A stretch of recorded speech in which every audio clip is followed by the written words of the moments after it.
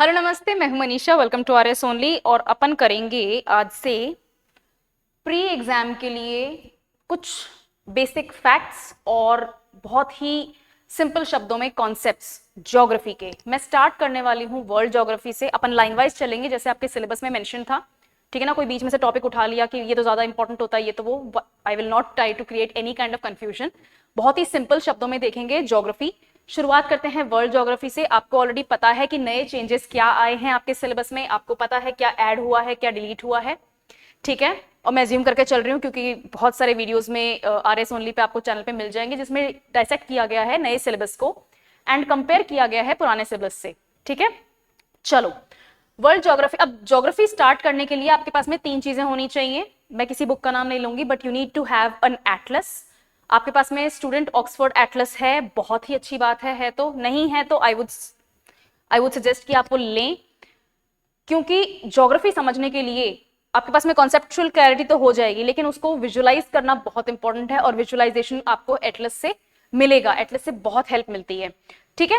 चलो स्टार्ट करते हैं। और फर्स्ट टॉपिक ज्योग्राफी का मैं आपके सामने लेकर आई हूं, टेक्टोनिक्स। टेक्टोनिक्स से स्टार्ट करेंगे। आई अंडरस्टैंड बहुत सारी, अगर आपने मजीद हुसैन पढ़ी है, सविंदर सिंह पढ़ रहे हो, तो उसमें बहुत सारी थ्योरीज हैं। आपके प्री एग्जाम के लिए वो थ्योरीज इतनी इंपॉर्टेंट नहीं है, ठीक है। जो प्रेजेंट थ्योरी जो हम मान के चलते हैं कि बिल्कुल सही है, उसके प्रूफ्स भी मिल गए हैं। एल्फ्रेड वैगनर ने 1912 में एक थ्योरी दी थी and that is called plate tectonics theory, और हम उसी से स्टार्ट करने वाले हैं।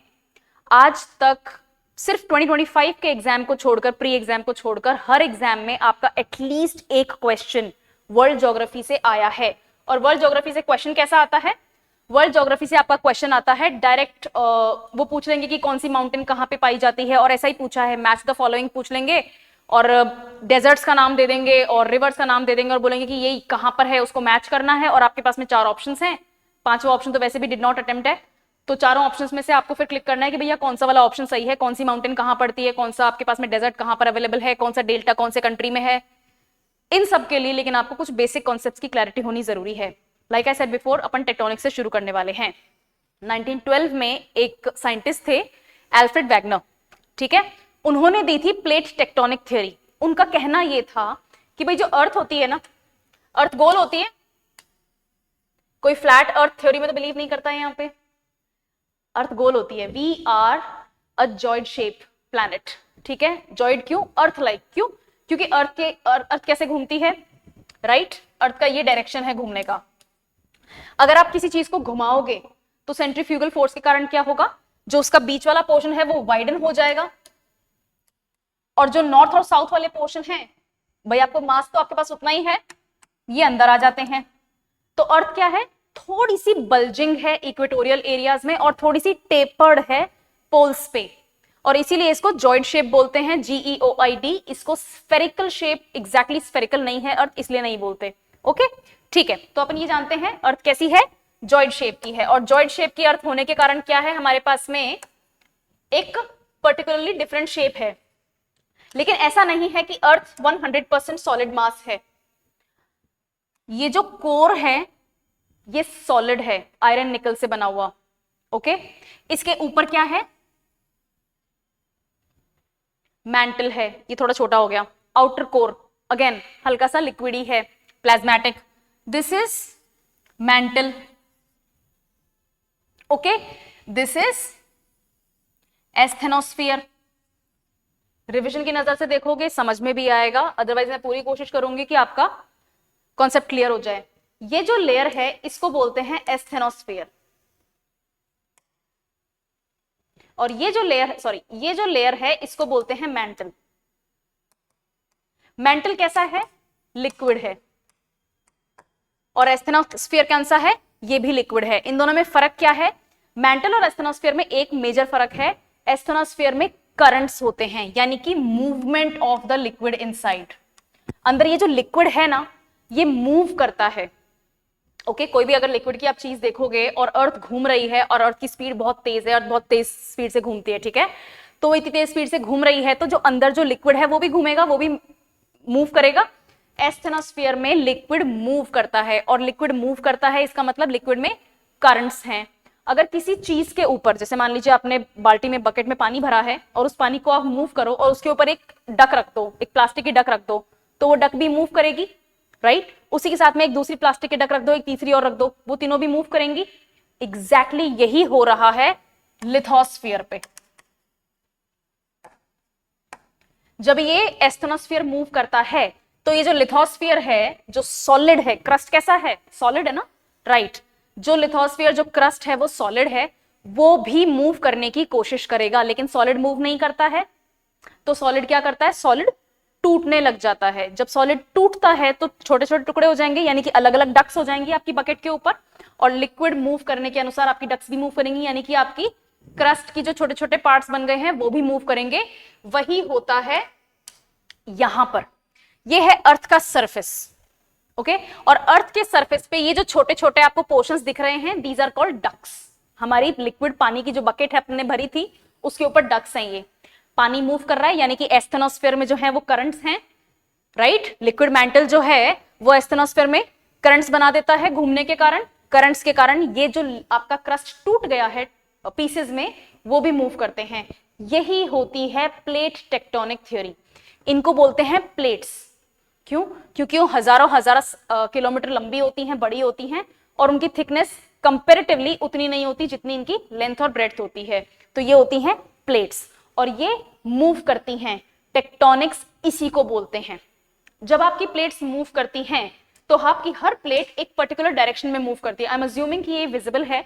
अगर नहीं भी विजिबल होता है तो मैं डिस्क्रिप्शन बॉक्स में या फिर पिन कमेंट में लिंक दे दूंगी, ये जो मेजर मैप्स डायग्राम्स में यूज कर रही हूँ उनके, ठीक है? जो नहीं विजिबल होगा वो मैं दे दूंगी, अदरवाइज आपको आपने जो एटलस सामने खोली है उसमें भी ये चीज अवेलेबल है। कहाँ थे अपन? हाँ, तो प्लेट्स मूव कर रही हैं, लेकिन ऐसा नहीं है कि सारी डक्स एक ही डायरेक्शन में मूव कर रही हैं। कोई डक बीच में आ जाएगी, कोई डक थोड़ा सा बकेट के मार्जिन की तरफ जाएगी, कोई डक अपनी ही जगह पे घूम रही होगी, राइट? तो ये क्या करती हैं? प्लेट्स अपने अपने डायरेक्शन में चलती हैं। Now you need to understand these directions, you need to remember these directions, क्योंकि इनके कारण लैंड फॉर्म्स बनते हैं। आपके सिलेबस का पहला टॉपिक वर्ल्ड ज्योग्राफी का लैंड फॉर्म्स ही है, जिसमें माउंटेन्स, प्लेटोस, डेजर्ट्स और रिवर्स अलग से मेंशन्ड हैं, ठीक है? यह है आपके वर्ल्ड की फिजियोग्राफी। फिजियोग्राफी से ही स्टार्ट करेंगे, इजी है समझना, याद भी हो सकेगा, ओके? लेकिन उसके लिए बेसिक्स की जरूरत है, इसलिए मैं ये चीज रिवाइज करवा रही हूं। अब आपकी ये प्लेट्स हैं। फॉर एग्जाम्पल ये छोटी सी प्लेट दिख रही है, इसका नाम है जुआन डी फाका प्लेट। जुआन डी फाका प्लेट ये दिख रही है, इसका डायरेक्शन है ये, अंदर जा रही है। काय के अंदर जा रही है? नॉर्थ अमेरिकन प्लेट के अंदर जा रही है। तो अब दो इतने बड़े लैंड मासेस एक दूसरे से भिड़ रहे हैं, तो जो मार्जिन प्लेट की होती है, जो प्लेट बाउंड्री जिनको बोलते हैं, वहां पर कुछ एक्टिविटी होगी, और इसीलिए कैलिफोर्निया में बहुत ज्यादा अर्थक्वेक्स आते हैं, बिकॉज ये जुआन डुफो का जो प्लेट है ना, वो नॉर्थ अमेरिका के अंदर धस रही है, ओके? और एग्जाम्पल देखते हैं। This is called an Indian plate, okay? This is an Indian plate. इसका जनरल डायरेक्शन, इसको मैं चेंज करती हूं रेड में, and let's make it a big thick. इसका जनरल डायरेक्शन ये है, इंडियन प्लेट का जनरल डायरेक्शन ये है। तो हमारा जो कॉन्टिनेंटल मार्जिन है, ये कॉन्टिनेंटल मार्जिन दिख रहा है आपको, जहां पर अपने बीचेस हैं, गुजरात, मुंबई वगैरह, गोवा वगैरह, आपका कोंकण कोस्ट, आपका मालाबार कोस्ट, ये जो कोस्टल एरिया है, ये पूरा का पूरा कोस्टल एरिया उठ रहा है, ठीक है? क्यों? क्योंकि धक्का पड़ रहा है उस जगह को। जिस जगह को धक्का पड़ता है वो जगह क्रिएट करने के लिए क्या करेगा? थोड़ा सा राइज हो जाएगा। This whole portion is rising, और इसीलिए यहां पर जो कोस्टल एरिया है वो अचानक से बहुत ज्यादा डीप हो जाता है। Opposite thing happens over here, और ये पोर्शन है, यहां पर है आपकी टिबेटन प्लेटो। टिबेटन प्लेटो को क्या बोलते हैं? Fun fact, roof of the world. इतनी ऊंची है कि वो धरती पे दुनिया की छत की तरह महसूस होती है, रूफ ऑफ द वर्ल्ड। ये वाला एक्शन जो है आपका, this becomes the roof of the world, और रूफ ऑफ द वर्ल्ड की जो सदर्न बॉर्डर है वहां पर क्या है? हिमालयस है। दिस इज कुनलुन शान, दिस इज हिंदू कुश, और ये पूरा का पूरा एरिया क्या है आपका? हिमालयस का पोर्शन है। According to the plate tectonic theory, हजारों हजार लाखों करोड़ों साल पहले क्या हुआ? यहां पर एक सी हुआ करता था जिसका नाम था टेथिस सी, और ये प्लेट जो है ये कहीं दूर थी। We are not going to very detail, ये कहीं दूर थी, और ये मूव करती करती, जो मैंने जनरल डायरेक्शन बताया ना, उस डायरेक्शन में मूव करती करती ये नॉर्थ में आ गई, और जो एशियन प्लेट थी, यूरेशियन प्लेट जो थी, उसके आके भिड़ गई। जो टेथिस सी था वो हजारों लाखों साल तक सिकुड़ता गया। सी में क्या होता है, रिवर्स ड्रेन करती हैं, और रिवर्स से क्या आता है, सेडिमेंट्स आते हैं, है ना, डेल्टा बनता है ना रिवर्स से, राइट, सेडिमेंट्स आते हैं। तो वो जो सेडिमेंट्स थे वो फिर धरती पे ऊपर आने लग गए। आप किसी जगह को पिचकाओगे, लाइक आई सेड थोड़ी देर पहले, आप किसी चीज को धक्का दोगे तो वो क्या करेगा, वो अपनी जगह छोड़ेगा और वो ऊपर राइज करने लग जाएगा। तो टेथिस सी का जो बेस था, जहां पर सेडिमेंट्स डिपॉजिट हो रहे थे बहुत सारी एंशिएंट रिवर्स से, उन सेडिमेंट्स ने अपनी जगह छोड़ के अपवर्ड मूव करना शुरू कर दिया, वो ऊपर उठने लग गए, जिनकी आज शक्ल क्या हो गई है, हिमालयस हो गई है। और इसीलिए हिमालयस क्या है, यंग फोल्ड माउंटेन्स हैं, डिटेल में भी देखेंगे अपन थोड़ी देर में, ओके। और इसीलिए हिमालयस में बहुत ज्यादा आपको एवेलांचेस और लैंडस्लाइड्स देखने को मिलेंगे, क्योंकि वो किस चीज से बने हैं, ओशन रॉक से बने हैं, जो कि बहुत ज्यादा कच्चे होते हैं, सेडिमेंट रॉक्स हैं वो, सेडिमेंट्री रॉक्स हैं। सेडिमेंट्री रॉक्स क्या होती हैं, कच्चे होते हैं, उनके ऊपर थोड़ा सा भी प्रेशर डालो वो अपनी जगह छोड़ के सरक लेती हैं। सबसे हार्ड क्या होता है, इग्नियस रॉक होता है ना। इग्नियस रॉक कहां से आता है, वॉल्केनिक इरप्शन से जो बनते हैं ना, उनसे होता है। यही कहानी है आप, ओके। तो ये पूरा डायग्राम जो है ये आपको पता होना चाहिए, ये आपके लिए जरूरी है। जो मेजर और माइनर प्लेट्स यहाँ पर लिखी हुई हैं उनका डायरेक्शन आपके लिए जानना जरूरी है, क्योंकि उस डायरेक्शन को आप जानोगे तो आपको तीन चीजें पता चलेंगी। लैंडफॉर्म्स कैसे बनते हैं, फेमस लैंडफॉर्म्स कौन कौन से हैं और कहां पर हैं, ये तीन चीजें आपके लिए जरूरी हैं। ये फैक्चुअल इंफॉर्मेशन आपको जाननी जरूरी है, क्योंकि इस फैक्चुअल इंफॉर्मेशन के बेसिस पे क्वेश्चन आते हैं। सिर्फ 2025 में ही क्वेश्चन, सॉरी 2024 में ही क्वेश्चन नहीं आया, 26 में क्वेश्चन आ सकता है। और हर साल एटलीस्ट 1 क्वेश्चन लैंडफॉर्म्स पे आरएस प्री एग्जाम में पूछा जाता है। This is a fix thing, ये आपको अदरवाइज भी मिल जाएगा, आप ढूंढोगे आपको हर साल एक क्वेश्चन मिल जाएगा, एक्सेप्ट 2024 का प्री एग्जाम, ओके। ठीक है, ये हुई अपनी प्लेट टेक्टोनिक्स का इंट्रोडक्शन। आज अपन देखेंगे वर्ल्ड ज्योग्राफी के physical aspects and I will deal with 2 topics. इसमें टोटल 4 टॉपिक्स आपके मेंशन हैं। 1 topic is mountains, okay, second topic is plains, third is plateaus and fourth is deserts. मैं आज आपके साथ में प्लेटोज और माउंटेन्स डिस्कस करने वाली हूं। Tomorrow you will find me talking about deserts and plains, और वर्ल्ड ज्योग्राफी के पॉइंट ऑफ व्यू से कर रहे हैं, यानी कि आपको पूरे दुनिया के एग्जांपल्स देखेंगे, अपन वर्ल्ड मैप के ऊपर प्लेस करेंगे और प्रैक्टिस करेंगे। और लास्ट में at the end of the class आपको मैं कुछ क्वेश्चंस दूंगी, एमसीक्यू फॉर्मेट में होंगे, इजी होंगे। इनको अटेम्प्ट करके प्लीज कमेंट्स में मुझे आंसर जरूर देना, सो दैट आई अंडरस्टैंड कि आपने कितना पकड़ा है, क्लास में कितना मुझे डेप्थ तक जाना है। Take this class as a crash course for geography. आपके प्री एग्जाम के लिए वर्ल्ड ज्योग्राफी, इंडियन ज्योग्राफी और राजस्थान ज्योग्राफी में आपको कराऊंगी, और अराउंड 30-35 क्लासेस में आपका पूरा का पूरा ज्योग्राफी का जो कोर पोर्शन है, जिसमें से क्वेश्चंस आएंगे प्री में, चांसेस हैं, वो मैं यहां डील करूंगी। ज्योग्राफी का करंट अफेयर्स का पोर्शन आपके साथ में ऑलरेडी भुनेश जी लेकर आ रहे हैं, करंट अफेयर्स का पोर्शन वो कवर कर लेंगे, you don't need to worry about anything. But बहुत चांसेस हैं कि जो आपका कोर स्टैटिक पोर्शन में जो क्वेश्चन आते हैं, जो आपके फैक्ट्स की नॉलेज चेक करते हैं, वो यहां से आएंगे, ओके। चलो स्टार्ट करते हैं। Will cover mountains and plateaus, ठीक है। अर्थ की सरफेस, जैसा कि मैंने आपको बताया, एक पजल पीस की तरह है, टेक्टोनिक प्लेट्स कहते हैं उनको। अपन ने बकेट भरी थी पानी की, उसमें बहुत सारी डक्स रखी थी ऊपर, बकेट के पानी को अपन ने मूव किया, दैट इज एस्थेनोस्फीयर के करंट्स। और जो ऊपर डक्स हैं जो एक दूसरे से अड़ी हुई हैं, अपने अपने डायरेक्शन में चल रही हैं, what is that, those are plates, they are floating on semi molten asthenosphere, okay. these plates move very slowly due to convection current from core heat। Earth कैसी है, अंदर से गर्म है, मतलब this is well known, right. Planets कैसे हैं, billions and gazillions of years ago जब बिग बैंग हुआ, और आज जो हमें यूनिवर्स मिलता है उसका एक स्टार्टिंग पॉइंट अपन को बिग बैंग ही है। जब बिग बैंग हुआ और जो मैटर है वो हाईली हॉट, बहुत एक्सट्रीम हॉट, और बहुत छोटे छोटे टुकड़ों में पूरे यूनिवर्स में फैल गया। उनमें से एक छोटा टुकड़ा क्या है, अर्थ है, ओके। प्लैनेट्स सॉलिड होते हैं, मैम जुपिटर तो सॉलिड नहीं है, आई अंडरस्टैंड दैट, लेकिन वो आउटर प्लैनेट्स की अपन बात नहीं कर रहे हैं, ठीक है। प्लैनेट्स सॉलिड हैं ऊपर से, और अंदर क्या है, अभी भी आपको प्लैनेट्स बहुत हॉट और मोल्टन फॉर्म में मिलेंगे। तो प्लैनेट्स जो प्लेट्स हैं वो बहुत धीरे धीरे मूव कर रही है कन्वेक्शन करंट्स के कारण। क्यों, क्योंकि प्लैनेट का जो कोर है वो बहुत गर्म है। हाँ, कन्वेक्शन का, अब ये जो प्लेट्स हैं इनकी बाउंड्रीज 3 तरीके की होती हैं। जैसे मैंने आपको जुआन डे फूका का एग्जाम्पल दिया, अपन ने इंडियन प्लेट का एग्जाम्पल लिया, ये क्या है, कन्वर्जेंट बाउंड्री। दो प्लेट्स एक दूसरे के अंदर, एक दूसरे की तरफ आ रही हैं, इसको ऐसे देखो, ये दोनों प्लेट्स हैं, ठीक है। अगर दो प्लेट्स यूं थी और वो यूं आ रही हैं तो दिस इज कन्वर्जेंट बाउंड्री। दो प्लेट्स हैं वो एक दूसरे से दूर जा रही हैं, this is divergent boundary. Divergent boundary का बहुत ब्रिलियंट एग्जांपल आपके पास में है द हॉर्न ऑफ अफ्रीका का अफार ट्राइंगल। आपने अफ्रीका का अगर मैप देखा है तो अफ्रीका का मैप कैसा है, ये ऊपर रेड सी वगैरह वाला इलाका है, ये आपका सोमालियन इलाका है और ये आपके अफ्रीका है, ऐसा ही है।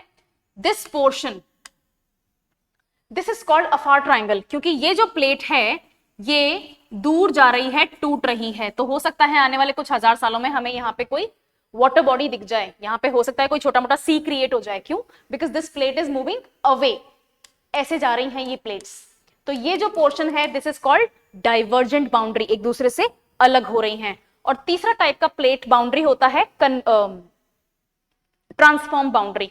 दो प्लेट्स हैं, दोनों एक दूसरे के पैरेलल मूव कर रही हैं, this is called transform boundary. For example this and this, ये दो प्लेट्स हैं, ये एक ऐसे मूव कर रही है, दूसरी ऐसे मूव कर रही है, या फिर दोनों एक ही डायरेक्शन में मूव कर रही हैं लेकिन अलग अलग स्पीड में मूव कर रही हैं, ठीक है।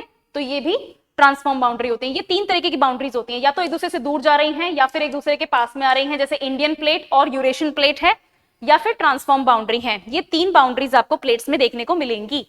इन प्लेट्स के मूवमेंट से हमें प्रॉपर लैंडफॉर्म्स देखने को मिलते हैं, क्योंकि लैंडफॉर्म्स होते हैं। हिमालयास का एग्जांपल देखा अपन ने, फोल्ड माउंटेन्स, उसी तरह से वोल्केनिक इरप्शंस होते हैं, उसी तरह से यहां पर अपन देख रहे हैं, ठीक है।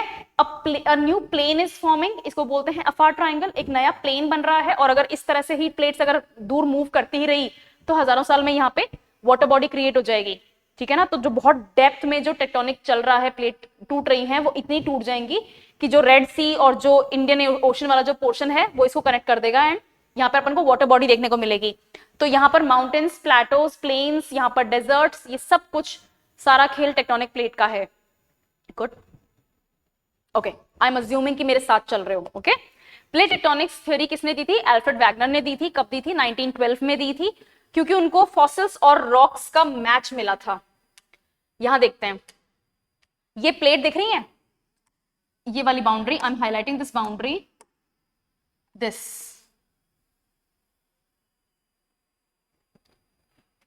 अफ्रीकन प्लेट और साउथ अमेरिकन प्लेट, इनका शेप भी ऐसा ही है, ठीक है ना। अफ्रीका का शेप कैसा है? ऐसा, और साउथ अमेरिका का प्लेट। तो अगर इसको मैं इस ट्राइंगल को उठा के यहां पर अगर शिफ्ट करूं तो आ जाएगा ना। हाँ, अल्फ्रेड वैगनर ने भी यही चीज नोटिस की। पहली चीज उन्होंने जो पजल पीस वर्ल्ड मैप में देखे उसको नोटिस किया कि भैया ये तो दिस इज वेरी सिमिलर, अगर मैं इनको पकड़ के एक दूसरे के साथ में जोड़ने की कोशिश करूं ना तो थिंग्स विल फिट, ठीक है। पहले क्या था? पैंजिया था, एक प्लेट थी, नीचे इतने करंट्स हुए कि वो एक प्लेट, एक सॉलिड स्ट्रक्चर टूट के बहुत सारे स्ट्रक्चर्स में बदल गया। This is the whole story. Okay, right. अब ये जो प्लेट बाउंड्री आपको दिख रही है, ये तो प्लेट बाउंड्री है।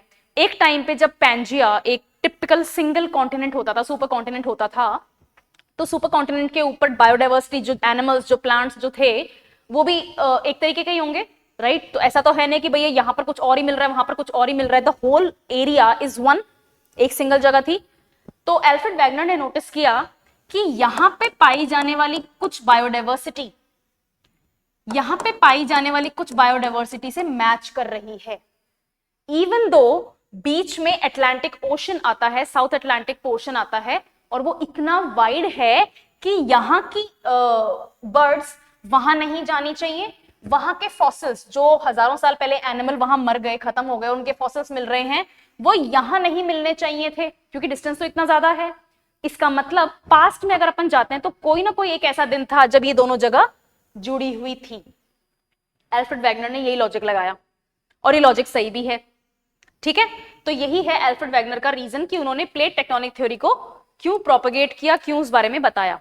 अब चलते हैं अपन सीधा माउंटेन्स के ऊपर। माउंटेन्स क्यों बनती हैं? एक एग्जांपल अपन ने देख लिया, उसे कहते हैं टेक्टोनिक शिफ्ट। हाँ, फोल्ड माउंटेन्स टेक्टोनिक्स के कारण होती हैं। ओके, मैंने एक्सप्लेन कर दिया हिमालयन माउंटेन्स कैसे बनी। उसी तरीके से फॉल्ट और ब्लॉक माउंटेन्स होती हैं। ये जो फॉल्ट और ब्लॉक माउंटेन्स होती हैं, ये भी टेक्टोनिक एक्टिविटी के कारण ही हो रही हैं। कैसी होती हैं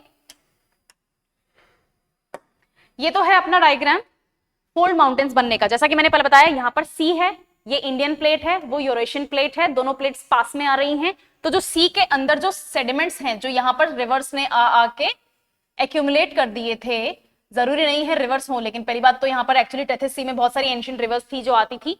अगर रिवर्स नहीं भी आती हैं तो भी ओशन बेड जो होता है इट्स वेरी सॉफ्ट ग्रेनी, है ना। तो वो जो सेडिमेंट्स हैं, प्लेट्स पास में आती हैं, कंप्रेस होती हैं, तो ये सेडिमेंट्स जो हैं वो ऊपर आने लग जाते हैं, जो पानी है वो फ्लड आउट होने लग जाता है। ठीक है, तो पानी फ्लड हो जाएगा तो उसको तो फिर भी जगह मिल जाएगी निकलने की, वो सेडिमेंट्स क्या करेंगे, ऊपर चलते जाएंगे।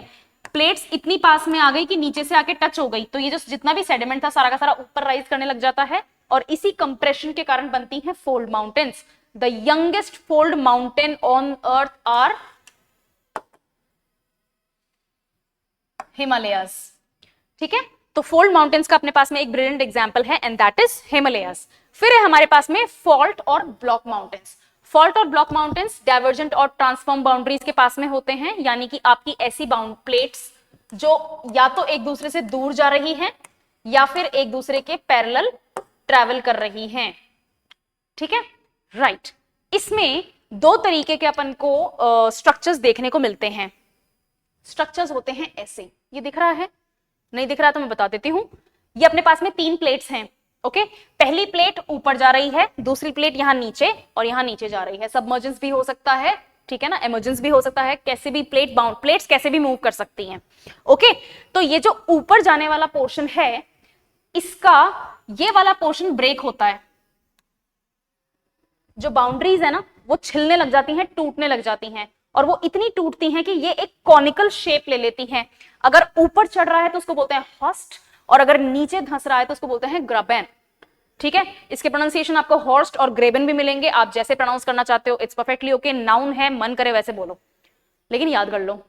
ठीक है, ये है आपका फॉल्ट माउंटेन्स। फिर होते हैं वॉल्केनिक माउंटेन्स। वॉल्केनिक माउंटेन्स कैसी होती हैं, अभी अपन ने देखा था एस्थेनोस्फीयर में क्या है, मैग्मा है, राइट। मैग्मा क्या होता है, मोल्टन रॉक्स होती हैं। ये जो मोल्टन रॉक्स होती हैं ये इतनी ज्यादा गर्म होती हैं, इनके अंदर इतनी ज्यादा हीट होती है, एनर्जी होती है कि इनको जगह चाहिए फिर निकलने के लिए।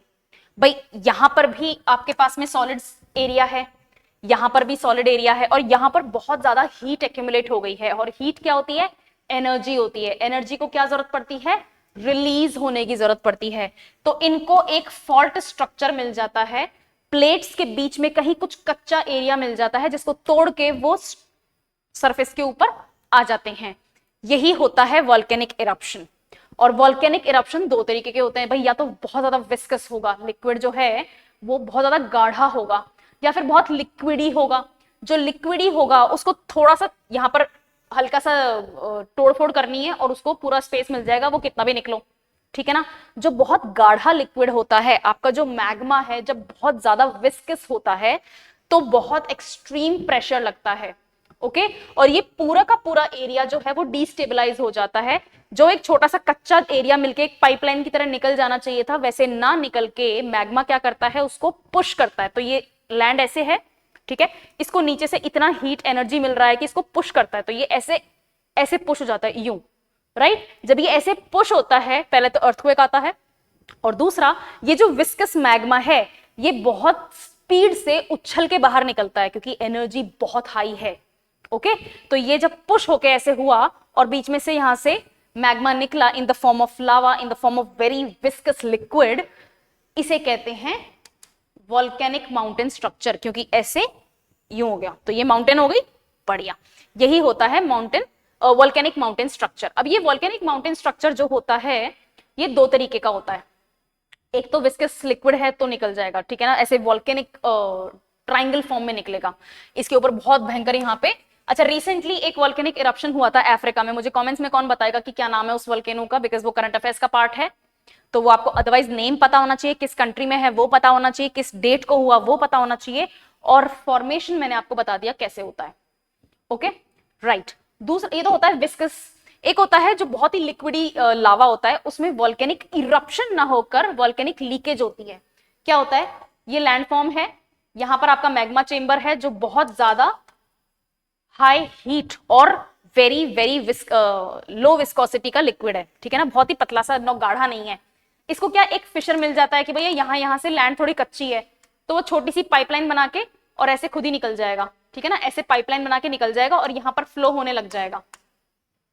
इसमें टिपिकल आपको माउंटेन स्ट्रक्चर देखने को नहीं मिलेगा, इतना ही फर्क है, ज्यादा फर्क नहीं है। ओके, ये हो गया अपना वोल्केनिक माउंटेन। और लास्ट में है डोम माउंटेन। डोम माउंटेन एग्जैक्ट सेम चीज पे काम करता है जैसे वोल्केनिक माउंटेन्स हैं, लेकिन ये इरप्ट नहीं होते, यानी कि यहां पर मैग्मा जो है उसमें हीट भी है, एनर्जी भी है, वो बाहर आना चाहता भी है, लेकिन वो बाहर आ नहीं पाता फॉर सम रीजन। वो सम रीजन क्या है? जब आपका जो टॉप पोर्शन है वो बहुत हार्ड रॉक से बना हुआ हो, जिसको तोड़ना लगभग नामुमकिन है। तो जब वो इतना हार्ड रॉक से बना हुआ होता है, वो टूटता नहीं है, तो क्या होता है, ये एनर्जी साइड्स में से रिलीज होने लग जाती है, बहुत ज्यादा मेल्टिंग होने लग जाती है, अर्थक्वेक्स आते हैं, फिशर्स क्रिएट होते हैं। लेकिन ये एक स्ट्रक्चर दे जाते हैं कि मैग्मा ने जो अंदर लावा जो भरा हुआ है, जो हॉट लिक्विड भरा हुआ है, उसने कोशिश तो की फटने की, बाहर निकलने की, लेकिन निकल नहीं पाया। तो इसमें क्या होता है, आपकी ये दो प्लेट्स हैं तो ये फटती नहीं है, ये ऐसे उभर के रह जाती हैं, बस इतना ही कि भाई आप थोड़ा ही नुकसान कर पाए, आप पूरा फाड़ नहीं पाए, इतना ही होता है, ठीक है। This is dome mountain, exactly वही स्ट्रक्चर है, बस इसमें लावा आपका बाहर नहीं आता।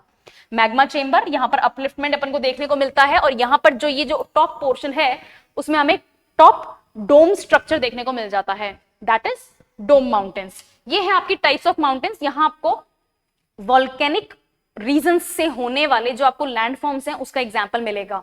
नाउ ये मैंने एक्स्ट्रा ही लिया है, आपके सिलेबस में अलग से एज इट इज मेंशन नहीं है कि लैपोलिथ क्या होता है, बैथोलिथ क्या होता है, ये सब मेंशन नहीं है, डाइक क्या है, सिल क्या है, but for the sake of covering the whole topic कि भाई कुछ बच ना जाए, आई हैव इंक्लूडेड दिस। इस डायग्राम का मैं आपको लिंक भी बता दूंगी टॉप कमेंट में, या फिर डिस्क्रिप्शन बॉक्स में, एक्चुअली मैं नहीं दे पाऊंगी, मैं टॉप कमेंट में आपको दे दूंगी। ये है आपका मैग्मा चैम्बर पूरा का पूरा, जिसको अपन बोलते हैं बैथोलिथ, बैठो, ठीक है, यहां पर मैग्मा बैठा है। ओके, इसको याद भी ऐसे ही करोगे ना तो याद हो जाएगा, ठीक है, मैंने भी ऐसे ही याद किया था, राइट। ये हो गया आपका वोल्केनिक इरप्शन, देखो ध्यान से, ये जा रही है लाइन ऊपर, वोल्केनिक इरप्शन हो गया है। इस बैथोलिथ में से कुछ कुछ जगहों पे अलग अलग रास्ते ढूंढ लेता है मैग्मा इधर उधर शिफ्ट होने के लिए। क्यों सारा मैग्मा यही निकले? किसी किसी पोर्शन को थोड़ा इंडिपेंडेंट फील करना होता है तो वो अलग अलग जगहों से निकलते हैं। दिस ये जो सॉसर शेप है इसको बोलते हैं लैपोलिथ। लैप क्या होती है? गोद। गोद कैसे होती है? मम्मा की गोद कैसे होती है? यूं होती है ना, तो ये इसी शेप में होता है, see lopolith. Okay, this is not a joke, ऐसे ही याद करोगे, याद रह जाएगा। नेक्स्ट, ये दिख रहा है डोम लाइक स्ट्रक्चर, फैकोलिथ, ठीक है। तो जब आप फ्रिस्बी खेलते हो और ऐसे फेंकते हो फ्रिस्बी को, तो वो कौन सा स्ट्रक्चर बनाता है? ठीक है, दिस इज फैकोलिथ। एंटीक्लाइंस, जियोस्क्लाइंस, ये सब आपके साथ में ही है, सिंक्लाइंस वगैरह, राइट। अब और क्या है यहाँ पे? ये होता है सिल। आपको स्ट्रेट स्ट्रक्चर देखने को मिल रहा है, इसे कहते हैं सिल। ये होती है प्योर स्ट्रक्चर्स, जैसे मकराना में मार्बल्स की मिलते हैं ना अपन को। अगर आपने कभी मकराना की माइंस देखी हैं मार्बल की, तो आपको दिख जाएगा पहाड़ कटे हुए हैं और बीच में ऐसी लाइंस दिखेंगी आपको, ये लाइंस होती हैं आपकी सिल। ये प्योरेस्ट फॉर्म ऑफ रॉक होता है जो आपको मिल जाता है सिल बहुत आसानी से। और इस सिल को थोड़ा टेढ़ा कर दोगे ना तो डाइक, ये रहा, this is called a dike. जो लावा बाहर आ गया है दैट इज लावा। लावा जहां जमेगा वहां पर भी लैंडफॉर्म क्रिएट करेगा, जनरली प्लेन्स के फॉर्म में, प्लेटोस के फॉर्म में होता है, वो अपन नेक्स्ट पोर्शन में देखेंगे। ये समझ में आ गया? बैथोलिथ यानी कि बैठो, जहां पर पूरा का पूरा मैग्मा एक जगह बैठा हुआ है, इधर उधर से रास्ता बना बना के ऊपर निकलने की कोशिश करेगा। लैपोलिथ है, सिल है, फैकोलिथ है, लैकोलिथ है, और ऊपर आपका वोल्केनिक इरप्शन हो जाएगा लावा से। गुड, बढ़िया, यही है, ठीक है। माउंटेन्स अपनी कवर हो गई हैं। नेक्स्ट चलते हैं टाइप्स में। अभी अपन ने देखा है कितने टाइप्स के होते हैं, fold mountains, block mountains, volcanic mountains, residual mountains. अभी रेसिडुअल माउंटेन्स मैम ये कहां से आ गया? अभी देखते हैं, एग्जांपल्स देख लेते हैं। फोल्ड माउंटेन्स आपको सबसे यंगेस्ट मिलेंगे, Himalayas. They are young, they are jagged, they are very very raw, कच्चे माउंटेन्स हैं, ओके। और पुराने आपको मिलेंगे जो बहुत इरोडेड और बहुत ज्यादा क्या कहते हैं, डैमेज्ड हैं। बेस्ट एग्जांपल है एपेलेशियंस। एपेलेशियंस कौन से कॉन्टिनेंट में पड़ते हैं? नॉर्थ अमेरिका में। एपेलेशियंस आपके पड़ते हैं United states of America, continent north America, okay. Next, block mountains, host, जहां पर स्ट्रक्चर उठा हुआ होता है, फ्लैट होता है ऊपर से। Remember, these are not exactly plateaus, ठीक है। प्लेटोस कैसे होती है? बहुत बड़े एरिया में उठा हुआ लैंड का पोर्शन होता है। और ब्लॉक माउंटेन्स कैसे होती हैं? ऐसी होती हैं, ठीक है। तो जो स्ट्रक्चर का साइज है उसके ऊपर डिपेंड करता है कि वो हॉर्स्ट है या वो प्लेटो है। आपको सियरा नेवाडा में मिल जाएंगे, यूएसए नेवाडा में। आपने वो देखा है एलेबाम नहीं, कौन सा डेजर्ट है, I am forgetting the name, वहां पर एक डेजर्ट है यूनाइटेड स्टेट्स ऑफ अमेरिका में, I forgotten the name of the desert. वहां पर आपको स्ट्रक्चर्स देखने को मिलेंगे, वहां पर ऐसा ही देखने को मिलेगा। इस तरह के हॉर्स्ट हैं, बहुत सारे हॉर्स्ट हैं, और इनके ऊपर ना इस तरह की लाइंस बनी हुई हैं बहुत ज्यादा। अगर आप में से किसी को उसका नाम याद आ गया है, पता है, तो प्लीज कमेंट्स में लिखना, सो दैट मेरे को भी याद आ जाए, मेरे को भी याद आना चाहिए ना। ये होती हैं आपकी हॉर्स्ट। और ग्रैबेंस में आपके लिए बहुत अच्छा मिलेगा वॉस्जिस। वॉस्जिस माउंटेन्स जो है फ्रांस की, वो खुद हॉर्स्ट भी हैं और उनके आसपास का इलाका ग्राबेन भी है। ओके, वोल्केनिक माउंटेन्स में आपके पास में बहुत सारे एग्जांपल्स हैं। माउंट फ्यूजी है, उसके बाद में शील्ड माउंटेन्स वगैरह अवेलेबल हो जाएंगी। और क्या नाम है, अभी रिसेंटली मैंने अभी आपको बताया था कि अभी एक वोल्केनिक इरप्शन हुआ है अफ्रीका में, याद है, जिसके ऊपर बहुत ज्यादा, मैं नाम नहीं बताऊंगी, मुझे नाम पता है, लेकिन मैं चाहती हूँ कि आप उसको गूगल करो, उसको याद करो, बिकॉज वो करंट अफेयर्स का पोर्शन था, तो उसमें से क्वेश्चन आ सकता है कौन से कंट्री में हुआ था, यही आ जाएगा। ओके, उसके साथ में ये न्यूज आई थी कि जो एश क्लाउड उस वोल्केनिक इरप्शन से निकला है वो इंडिया के ऊपर से गुजर रहा है। ओके, यहाँ पर वेदर डिस्टर्बेंसेस भी हुए थे 2 दिन के लिए। वो माउंटेन आपके लिए इंपॉर्टेंट है, वो है आपका वोल्केनिक माउंटेन, ठीक है। माउंट फूजी है आपके पास में इसमें एग्जाम्पल, माउंट मोना लोआ है, और कैल्डेराज हैं। अब ये कैल्डेराज जो हैं ये सबसे ज्यादा कैल्डेराज आपको देखने को मिलेंगे एंडीज माउंटेन्स में। एंडीज कहां पर है, साउथ अमेरिका में है। और कैल्डेरा क्या होता है, जब कोई वोल्केनिक इरप्शन होता है, यहां देखते हैं, इधर स्पेस है मेरे पास में, जब कोई वोल्केनिक इरप्शन होता है ना, ये आपका लावा निकला है, यहां से लावा निकल गया, और अब ये लावा आपका यहां पर फ्लो कर रहा है, ठीक है।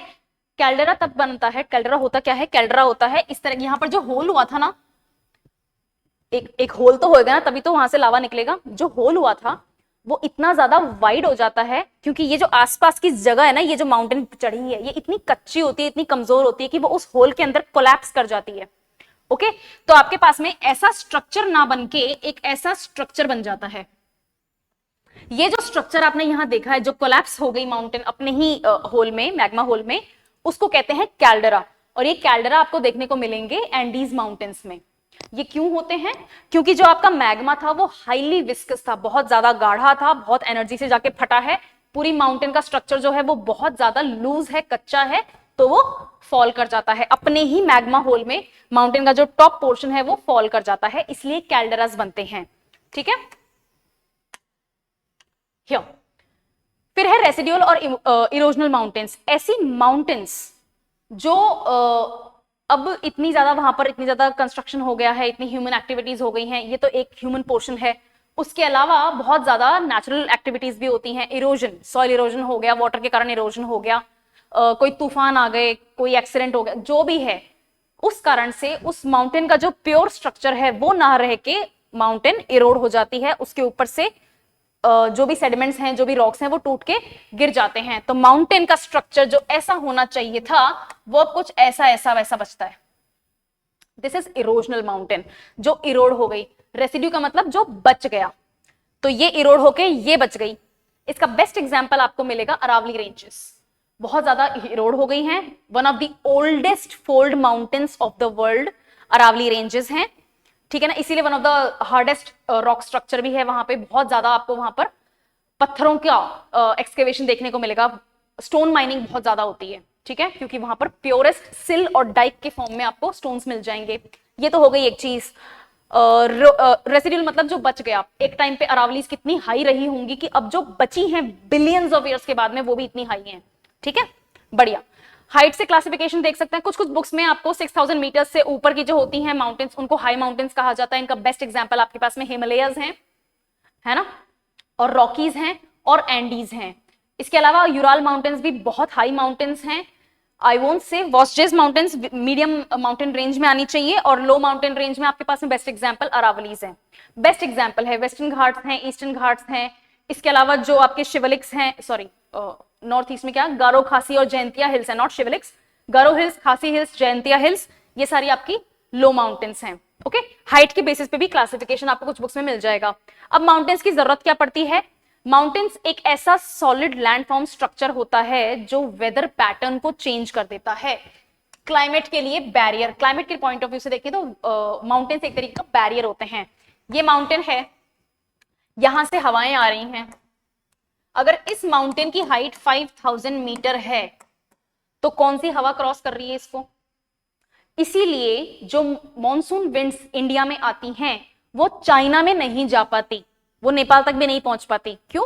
क्योंकि हमारी हिमालय रेंजेस जो हैं वो इतनी हाई माउंटेन्स हैं कि वो क्लाउड वाटर बेयरिंग जो क्लाउड्स हैं, मॉनसून विंड्स हैं, उनको क्रॉस ही नहीं करने देता। ठीक है, तो आपने बैरियर की तरह इसको यूज किया है। अगर बैरियर होगा, जो भी बादल हैं वो यहां पर भिड़ के यहीं पर रेन कर देंगे तो यहां पर जा ही नहीं पाएंगे। अगर यहां पर रेन नहीं होगी तो इसको क्या बोलते हैं? Rain shadow area. एंडीज का ब्रिलियंट एग्जाम्पल है एटाकामा डेजर्ट। एंडीज माउंटेन्स इतनी हाई हैं कि पैसिफिक से आने वाली जो मॉइस्चर विंड्स हैं वो एंडीज के वेस्टर्न साइड पे ही बरस जाती हैं, ईस्टर्न साइड पे जा ही नहीं पाती। तो एंडीज माउंटेन्स का जो ईस्टर्न साइड है वो ड्राई है, क्योंकि जो भी बादलों से बारिश होनी थी वो वेस्ट में ही हो गई, ईस्ट में हो ही नहीं पाई। This is called rain shadow area. Andes नहीं होती तो साउथ अमेरिका में अर्जेंटीना तक वहां पर बारिश होती। That is the whole logic. Next, global impact. Carbon sequestration होता है, वेदरिंग होता है, ओशन करंट्स को भी इफेक्ट करते हैं। बहुत ही ईजी है, समझ में आता है। ओशन करंट्स वाला पोर्शन मैं जब ओशंस लूंगी तो मैं एक्सप्लेन करूंगी, बट ये तो समझ में आता है क्लाइमेट चेंज के पॉइंट ऑफ व्यू से। माउंटेन्स पे क्या होते हैं? बहुत सारे फॉरेस्ट होते हैं, और फॉरेस्ट कैसे होते हैं? ग्रीन कलर के होते हैं, और वहां क्या होता है? कार्बन ट्रैपिंग होती है, कार्बन सेक्वेस्ट्रेशन होता है। तो क्लाइमेट चेंज में सबसे बड़ा प्रॉब्लम क्या है? Released carbon in atmosphere. तो जो भी एक्स्ट्रा कार्बन है उसको ट्रैप कर लेता है।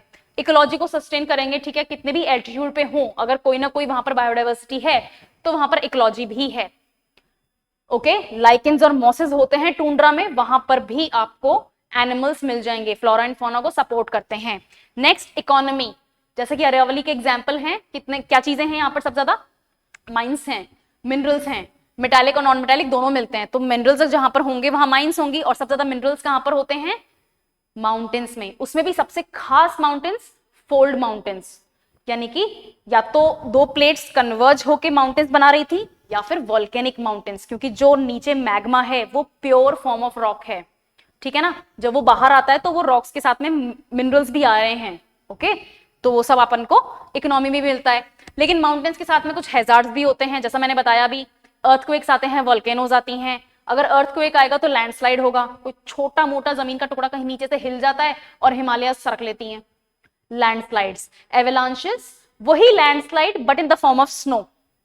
ठीक है ना, तो लैंडस्लाइड कच्ची जो भी पहाड़ियां होंगी सरक जाएंगी, और एवलांचेस उन पहाड़ियों के ऊपर जो स्नो होगी वो सरक जाएगी। ओके, तो अगर स्नो सरक रही है तो एवलांचेस, और अगर सैंड और रॉक्स और ये सब हैं तो फिर ये लैंडस्लाइड्स। कल्चर, इंडिया की पॉइंट ऑफ व्यू से देखें तो हिमालयस बहुत ज्यादा सेक्रेड हैं for the point of view of Hindu religion, हमारे पिलग्रिमेज साइट्स हैं। लेकिन इंडिया का सबको पता है एंडीज बहुत सेक्रेड हैं, इनका सिविलाइजेशन मिलेगी आपको वहां पे, बहुत टेम्पल्स मिलेंगे आपको, है ना।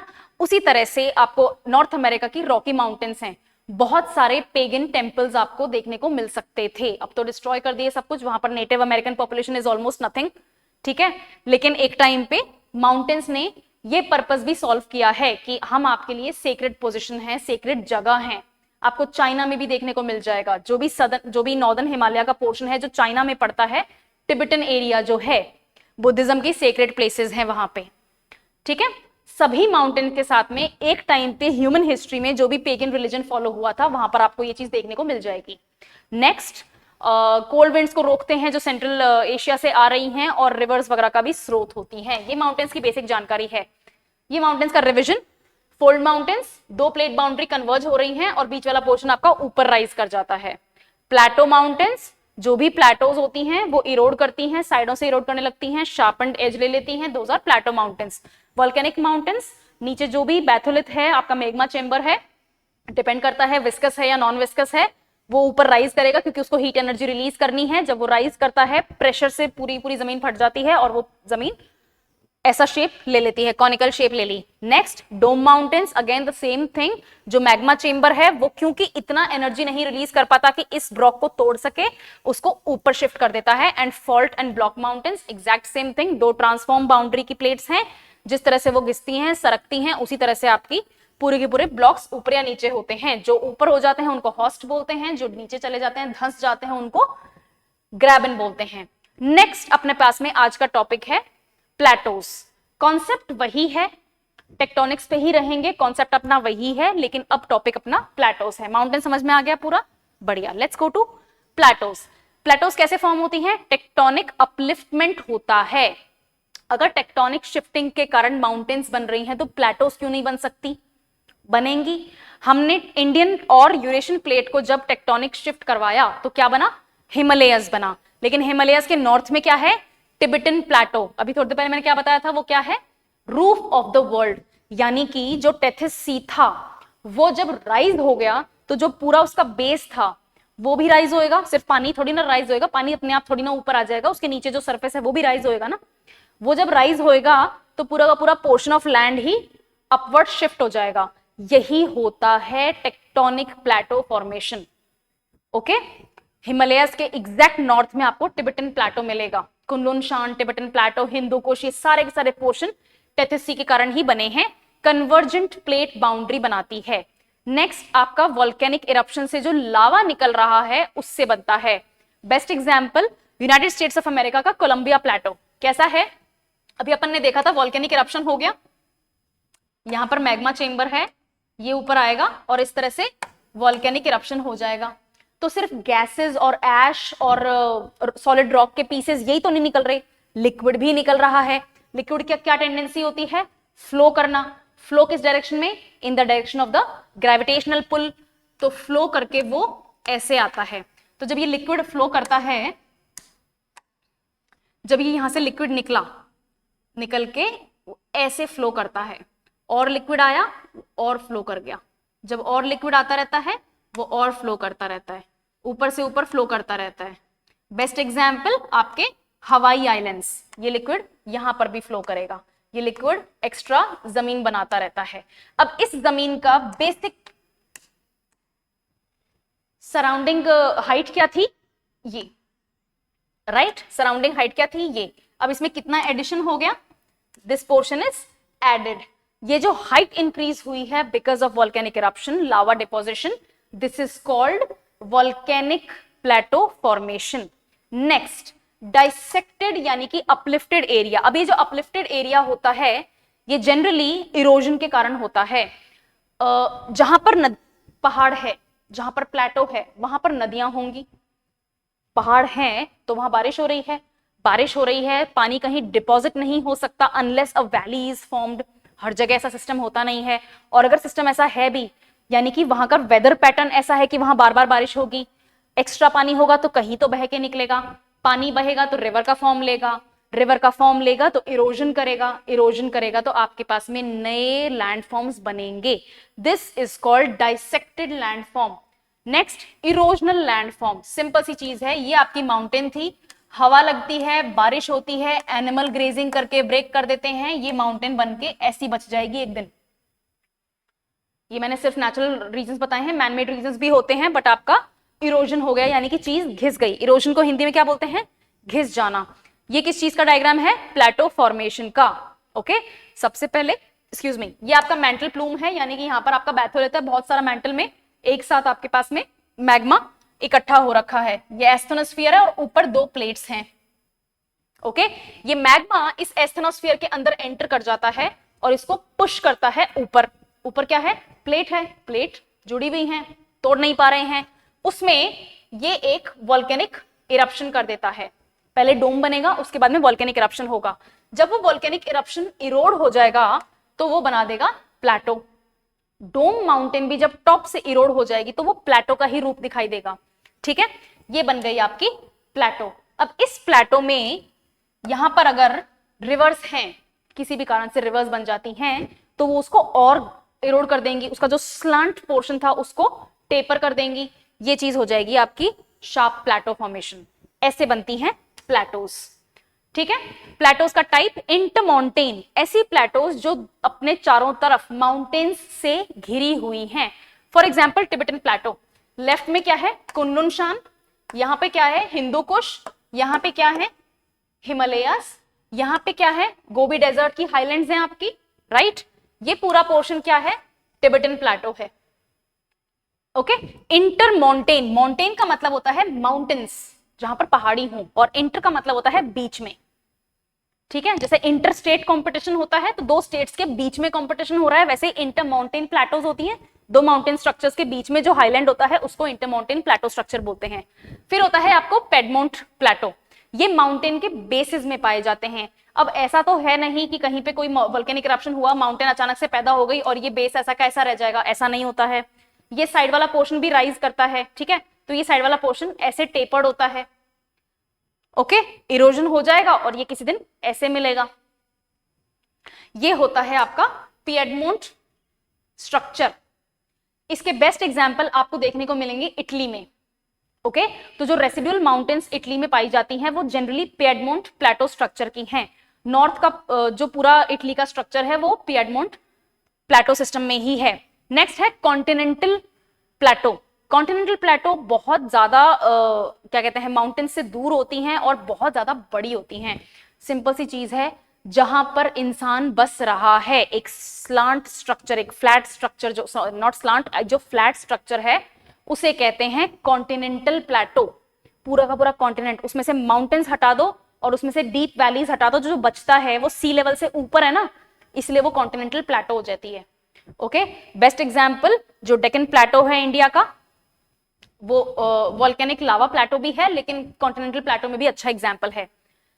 लावा बिल्ट प्लेटो अभी मैंने बता ही दिया, डेक्कन प्लेटो भी इसमें आती है। डाइसेक्टेड प्लेटो, डेक्कन प्लेटो इसमें भी आएगी, क्योंकि इसकी डाइसेक्ट का मतलब क्या होता है, काटना।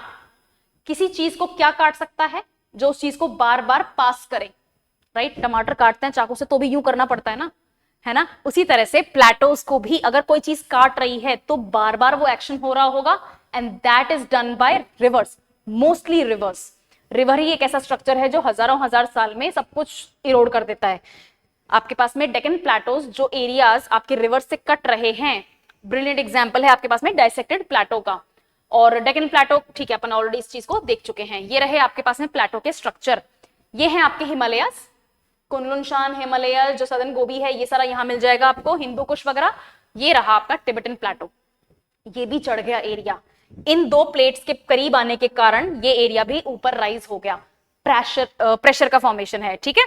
नेक्स्ट आपके पास में है प्लेटो स्ट्रक्चर, जिसमें लावा फ्लो होके साइडों से निकल जाता है। मैंने बताया था विस्कस लावा होगा तो वो भी कहीं तो फ्लो करेगा, लेकिन बहुत ज्यादा लिक्विड ही लावा होगा जिसमें बहुत कम विस्कोसिटी होगी, वो भी फ्लो करेगा। तो उसने एक फिशर निकाला और आसपास ही बह के इकट्ठा हो गया। हजारों साल लगेंगे, ठंडा होएगा और ये पूरा का पूरा प्लेटो सॉलिड सिल स्ट्रक्चर बन जाएगा। ब्रिलियंट एग्जाम्पल हवाई आइलैंड्स, जापान, बहुत अच्छे एग्जाम्पल्स हैं, ठीक है। सदर्न इटली बहुत अच्छा एग्जाम्पल है। Greek islands, same region. Okay, next अपने पास में है प्लेटो में होने वाले erosions, erosional Plato.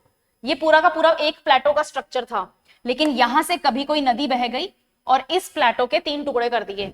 This is called अ बुट, छोटा सा प्लेटो स्ट्रक्चर है। दिस इज कॉल्ड अ मेजा, थोड़ा सा बड़ा स्ट्रक्चर है, बुट की तरह ही है लेकिन बड़ा है, और वो आपकी मेन प्लेटो है।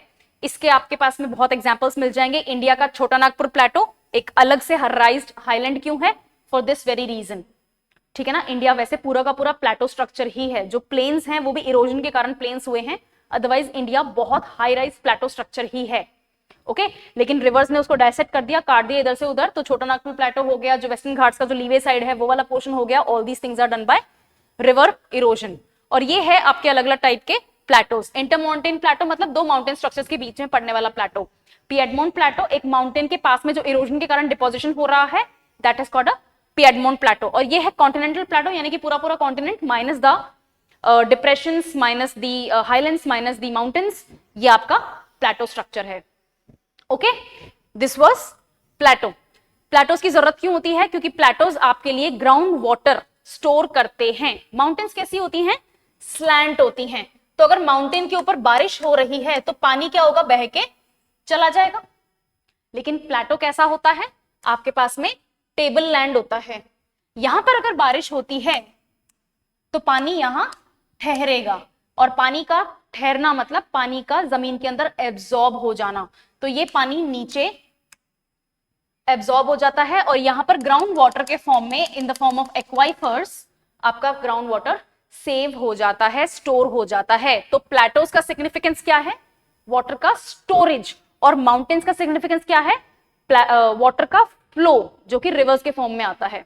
ओके, नेक्स्ट एग्रीकल्चर में यूज होगा, सिंपल सी बात है। जैसे इंडिया का डेक्कन प्लेटो है, लावा फॉर्मेशन से होया हुआ है, ठीक है, it's mostly a piedmont structure. Lava formation से आपका डेक्कन प्लेटो बना है। लावा क्या होता है? हाईली रिच इन मिनरल्स, धरती के अंदर से निकला है, प्योर फॉर्म में है, रिच है मिनरल्स में। जहां पर मिनरल्स बहुत ज्यादा होंगे मिट्टी के अंदर, वहां पर एग्रीकल्चर बहुत अच्छी होगी। ओके, नेक्स्ट मिनरल्स निकलते हैं, जैसा कि मैंने आपको बताया। अरावली अब पूरे के पूरे हिल स्ट्रक्चर नहीं है, कहीं कहीं पे अरावली प्लेटो स्ट्रक्चर पे भी है, हाईलैंड स्ट्रक्चर का तरीके से भी है। वहां पर अपन क्या करते हैं? माइंस निकाल रहे हैं। माइंस में से क्या निकल रहे हैं? मिनरल्स निकल रहे हैं। फिर चाहे आप मेटालिक मिनरल्स निकालो, आयरन निकाल रहे हो जैसे, या फिर नॉन मेटालिक मिनरल्स निकाल रहे हो जैसे सैंडस्टोन, मार्बल, ग्रेनाइट, ये सब निकाल रहे हो, माइका निकाल रहे हो, बॉक्साइट निकाल रहे हो, ये आपके मिनरल्स का भी सोर्स होता है। मिनरल्स का सोर्स आपका माउंटेन्स भी होती हैं और प्लेटोज भी होती हैं। छोटा नागपुर प्लेटो में क्या है? आयरन की और कोल की माइंस हैं। आयरन और कोल क्या है? मिनरल्स हैं। आयरन क्या है? मेटालिक मिनरल, कोल क्या है? Non metallic mineral. Okay, next weather. जो जगह हाइट पे होगी वहां पर क्या होगा? टेम्परेचर थोड़ा सा कम होगा। जैसे आपका लद्दाख का पोर्शन है, ये क्या है? टिबेटन प्लेटो का ही एक्सटेंशन है। और लद्दाख कैसा है? एक तरह से पिएडमोंट स्ट्रक्चर, सॉरी, एक तरह से इंटरमाउंटेन स्ट्रक्चर है। कुनलुन शान, हिंदू कुश और हिमालयस के बीच का पोर्शन है, हाईलैंड का पोर्शन है ना। लेकिन लद्दाख क्या है? लद्दाख तक पहुंचने के लिए तो आपको माउंटेन्स क्रॉस करनी है, लेकिन लद्दाख क्या है? टेपर्ड लैंड है, ठीक है ना। ये एक प्लेटो स्ट्रक्चर है, तो यहां पर आपको वेदर भी ठंडा मिलेगा। इकोलॉजी, प्लेटो स्ट्रक्चर्स जो बहुत ज्यादा इंटरमाउंटेन है या फिर बहुत ज्यादा हाई राइज पे हैं, वहां पर आपको ऐसी इकोलॉजी मिलेगी, ऐसी बायोडाइवर्सिटी मिलेगी जो धरती पे और कहीं नहीं होगी। ओके, जैसे स्नो लेपर्ड है, बहुत कम एरियाज में आपको दुनिया में देखने को मिलेंगे। ओके, यहां पर इकोलॉजी को भी प्रोटेक्ट किया जा सकता है। हैजार्ड्स, इसका सबसे बड़ा हैजार्ड यही है कि यहां पर सॉइल इरोजन होता है। अब ये जो पानी है ये इकट्ठा हो जाएगा तो ये बह के साइडों में भी निकलेगा। भाई जितना रिचार्ज होना था रिचार्ज हो गया, लेकिन एक्स्ट्रा क्या होगा? साइडों में निकलेगा। जहां से पानी निकल रहा होता है वहां से क्या होता है? वहां पर इरोजन होता है। और आपकी प्लेटो क्या है? रिच इन मिनरल्स है, रिच सॉइल है। अगर यहां पर इरोजन हो जाएगा तो आपकी जो मिनरल्स की रिचनेस है वो भी इरोड हो जाएगी। जब वो भी इरोड हो जाएगी तो वही तो नुकसान हो रहा है, ठीक है, सॉइल इरोजन हो जाएगा। फ्लैश फ्लड्स, फ्लैश फ्लड्स क्या होती हैं? Give me a moment, call. Flash floods क्या होती हैं? जब एक साथ अचानक से बहुत सारे बादल बारिश कर देते हैं एक जगह पे, तो इस एरिया में पानी स्टोर करने की कोई जगह नहीं है। जितना नेचुरली सोक अप होना था ग्राउंड वाटर में उतना हो जाएगा, एक्स्ट्रा क्या होगा? फ्लड के फॉर्म में चारों तरफ फैल जाएगा। तो यहां पर फ्लैश फ्लड्स भी आपको देखने को मिल जाएंगी। माउंटेन्स के कंपैरिजन में बताऊं तो प्लेटोज आर मोर हैबिटेबल। क्यों? क्योंकि उनका टेबल स्ट्रक्चर होता है, टॉप से वो फ्लैट होते हैं। एग्जाम्पल, बोलिवियन प्लेटो जो है वो बहुत एंशिएंट सिविलाइजेशंस को सपोर्ट कर चुकी है। बोलिविया कौन से कॉन्टिनेंट में है? South America. और वहां पर कौन सी सिविलाइजेशन फेमस है? इनका civilization. No human being today follows इनका रिलीजन, ठीक है। तो इनका सिविलाइजेशन एक एंशिएंट सिविलाइजेशन है, जैसे इजिप्शियन सिविलाइजेशन। आजकल कोई एंशिएंट इजिप्शियन रिलीजन्स जो है उनको फॉलो नहीं करता है, राइट। लेकिन इजिप्शियन सिविलाइजेशन, उसी तरह से इनका सिविलाइजेशन जो बोलिविया में एंशिएंट इनका स्ट्रक्चर्स जो हैं वहां से मिलते हैं। और वो कहाँ है? एंडीज माउंटेन्स के लीवर्ड साइड में, जो टेपर्ड लैंड है, प्लेटो है, वहां मिलते हैं। ओके, चलो, माउंटेन्स एंड प्लेटोज का आपके पास में की एग्जाम्पल मैंने लिखे हुए हैं, क्लास में भी अपन ने इस बारे में डिटेल में बात कर ली है। आपको उठाने हैं मैप, वर्ल्ड मैप, खाली वर्ल्ड मैप, खाली फिजिकल वर्ल्ड मैप जिसके अंदर कोई बॉर्डर वगैरह ना बनी हुई हूं, और आपको प्रैक्टिस करनी है ये चीज। कल अपन डेजर्ट्स और प्लेन्स पे आएंगे, उसके बाद में रिवर्स, लेक्स, सी रूट्स, जितने भी आपके ओशंस हैं ये सारे कवर करूंगी। मैंने मैप्स में पहले भी पढ़ाया हुआ है, बट इस बार थोड़ा डिटेल में देखेंगे जहां से क्वेश्चन बन सकता है। ओके, चलो, आपको निकालने हैं ऐसा माउंटेन ऐसा वर्ल्ड का फ्री, बिना किसी बाउंड्रीज का मैप, और इसके ऊपर आपको करनी है माउंटेन रेंजेस की प्रैक्टिस। कौन सी माउंटेन कहां पाई जाती है? For example, this is Rocky mountains. मुझे ना बार बार एक्चुअली कलर चेंज करना पसंद खास है नहीं, पर ठीक है। ये है आपकी Rocky mountains. Rocky mountains are very very famous for rock climbing. और रॉकी माउंटेन्स का जो ये वाला पोर्शन है जहां मैंने डॉट्स लगाए हैं, यहां पर पाया जाता है desert. Colorado, the name of the state is Colorado. And Arizona desert, ठीक है। नेवाडा, जहां पर लास वेगस वगैरह है, नेवाडा डेजर्ट। तो यहां पर ये तीनों स्टेट्स पड़ते हैं and all these 3 states are complete deserts. Leeward side यानी कि रेन शैडो साइड, यानी कि जो भी रेन्स होती हैं वो यहां से आती हैं, रॉकी माउंटेन्स के इस एरिया में रेन कर देती हैं और इस एरिया में रेन नहीं कर पाती हैं जहां पर डेजर्ट बन जाता है। ये होगी आपकी रॉकी माउंटेन्स। ये है आपकी एपेलेशियन माउंटेन्स, ठीक है। एपेलेशियन माउंटेन्स के बाद में ये है आपका Cordillera of the Andes. Cordillera of the Andes same thing, यहां से आती है बारिश और ये जो पोर्शन है आपका, ये है आपका desert. Atacama desert, Patagonia desert, वो दोनों यहीं पाए जाते हैं। एटाकामा डेजर्ट चिली में है और पैटागोनिया डेजर्ट एंटार्क्टिका में पड़ता, सॉरी इसमें अर्जेंटीना में पड़ता है, ठीक है। Cordillera of the Andes. ये है आपकी ड्रैकेंसबर्ग, साउथ अफ्रीका में पाई जाती हैं, जोहानिसबर्ग के पास में। ये है आपकी Moroccan mountains, Atlas mountains, okay. ये है आपकी Alps. Alps are famous for Switzerland, Switzerland is famous for Alps. Shahrukh Khan ने बहुत हीरोइनों के साथ में वहां पे डांस किया है, ठीक है। Alps mountains. ये है आपकी स्कैंडिनेवियन माउंटेन्स। यहां पर स्कैंडिनेवियन कंट्रीज हैं, नॉर्वे, स्वीडन और फिनलैंड। इन 3 कंट्रीज को स्कैंडिनेवियन कंट्रीज बोले जाते हैं और इन्हीं 3 कंट्रीज में स्कैंडिनेवियन माउंटेन्स हैं। ये है आपकी यूराल माउंटेन्स। यूराल माउंटेन्स वो माउंटेन्स हैं जो Russia of Asia and Russia of Europe को बीच में से तोड़ते हैं, यानी कि एशिया और यूरोप को डिवाइड करने वाली माउंटेन रेंज जो है वो यूराल माउंटेन्स हैं। इसके अलावा आपके पास में अल्टाई माउंटेन्स हैं, हिमालयस हैं, ठीक है। एक आपको ईरान में भी माउंटेन रेंज मिलेगी कुछ कुछ मैप्स में, and these are called Zagros mountains. क्या नाम है? ZAGROS, ज़ैग्रोस mountains. नेक्स्ट है यहां पे द ग्रेट डिवाइडिंग रेंज, और ये पाई जाती है ऑस्ट्रेलिया में। ग्रेट डिवाइडिंग रेंज का जो ईस्टर्न पोर्शन है और जो इमीडिएट वेस्टर्न पोर्शन है, आपको ज्यादातर पॉपुलेशन ऑस्ट्रेलिया की यही मिलेगी क्योंकि इन एरियाज में डेजर्ट है, ठीक है। ये हुआ माउंटेन्स का पूरा काम। माउंटेन्स आपको लर्न करनी है, there is no two way about it. आपके माउंटेन्स में से डायरेक्ट क्वेश्चंस आएंगे। ये तक क्वेश्चन आते हैं कि कौन सी माउंटेन कौन कौन से कंट्रीज में पाई जाती हैं, तो माउंटेन का नाम बताएंगे and they will ask you which of the following countries do not have this mountain range, ठीक है ना। तो डू नॉट हैव के लिए आपके पास में वर्ल्ड मैप की ये जानकारी होना जरूरी है। इसके अलावा इन्हीं माउंटेन्स में जो टॉप 3 माउंटेन्स हैं वो भी अगर कर लोगे तो सेफ ही रहोगे। हिमालयाज की टॉप 3 माउंटेन्स आराम से बता सकते हो, माउंट एवरेस्ट है, माउंट केटू है और कंचनजंगा है।